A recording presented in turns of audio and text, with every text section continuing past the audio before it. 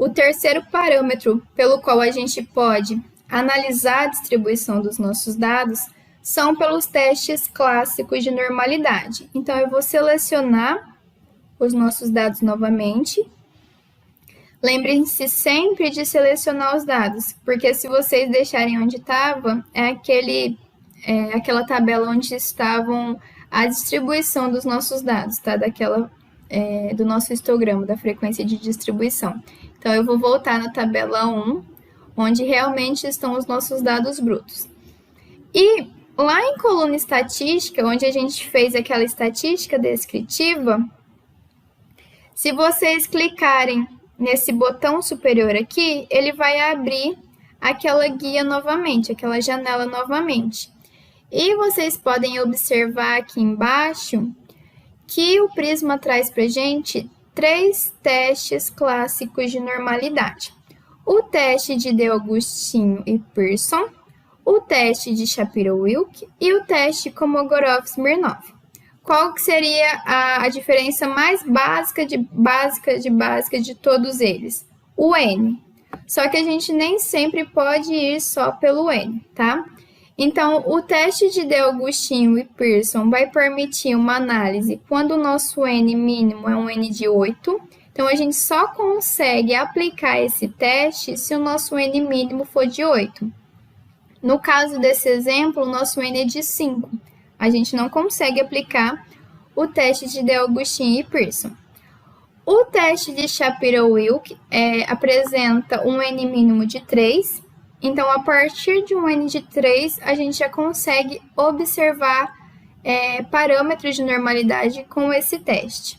E o teste Kolmogorov-Smirnov, com a correção de Dalai-Wilson e Lear-Fu, ele permite análise com N mínimo de 5. Só que a gente não pode realizar as nossas análises baseadas apenas no N. Qual que seria o teste mais recomendado, o teste menos recomendado? O Prisma recomenda o teste de De Agostinho e Pearson, tá? E não recomenda o teste de Kolmogorov-Smirnov. Por quê? Por que ele não recomenda o teste de Kolmogorov-Smirnov? O teste Kolmogorov-Smirnov, o Prisma fala que ele baseia as análises de distribuição para verificar esses padrões na normalidade em distribuições cumulativas. Então, como eu mostrei lá para vocês, como eu citei para vocês em frequência de distribuição, frequências cumulativas ou distribuições cumulativas vão sendo somadas com o passar do tempo, tá? Aqui não tem como ele somar, mas de certa forma ele vai fazer um cálculo, um apanhado geral dessas distribuições cumulativas. Então, por isso que o Prisma não recomenda a análise por esse teste Kolmogorov-Smirnov. O teste de Shapiro-Wilk e o teste de De Agostinho e Pearson são os testes mais recomendados. Porém, a gente tem o teste de Shapiro-Wilk com viés. Qual que seria esse viés? Quando a gente tem dados repetidos, números repetidos, o teste de Shapiro-Wilk perde poder. Então, se durante a nossa amostra a gente tiver, se durante a coleta de dados e quando vamos analisar de forma geral os nossos dados, tivermos muitos dados repetidos, não é tão recomendável basear-se apenas pelo teste de Shapiro-Wilk, tá? Então, quando temos dados repetidos, o teste de Shapiro-Wilk perde poder.